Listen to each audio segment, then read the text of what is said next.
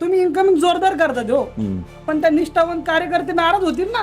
निष्ठा सांभाळल्यानंतर सगळ्या गोष्टी मिळतात. हे महाराष्ट्रातलं पिंपरी चिंचवडचं उदाहरण आहे.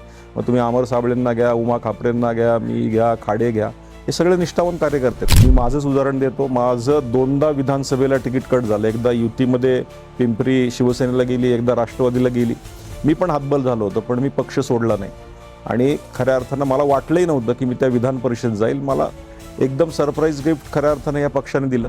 कसं आहे बघा, निष्ठावंत कार्यकर्ते हे आमचे निष्ठावंत कार्यकर्ते आहेत आणि खऱ्या अर्थानं त्यांच्या प्रयत्नामुळं, कारण आज प्रत्येक निष्ठावंत कार्यकर्ता भारतीय जनता पार्टीचं गेले अनेक वर्षापासून सातत्यपूर्ण काम करतोय. म्हणून भारतीय जनता पार्टीचा झेंडा जो आहे तो डौलात वर उभा राहिलेला आहे.